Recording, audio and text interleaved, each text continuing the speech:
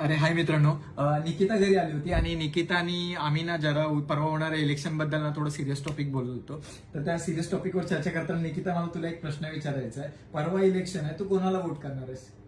आधी तुझा प्रश्न चुकीचा आहे योगेंद्र. का ग? बघ, तू मराठी मी मराठी, माझा प्रश्न विचारण्याला अर्थच काय आहे? नाही, पण तू ती लाडकी बहीण आहेस ना.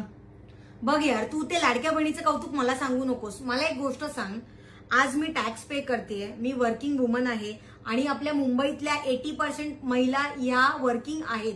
त्यामुळे आमच्यासाठी या योजनेचा काही उपयोग नाहीये. मला सांग योगेंद्र, जेव्हा परप्रांतीय येऊन इथे आपल्या डोक्यावर मिऱ्या वाटतात किंवा आपल्या मुलांचे जॉब जातात, तेव्हा तुम्ही कोणाकडे पळता?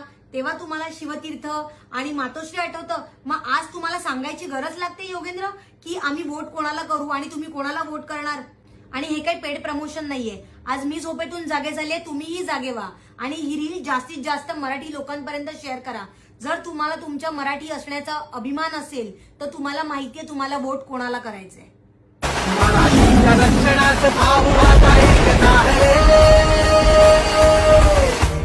पक्ष आपला, पक्ष आपला, पक्ष आपला ठाकरे.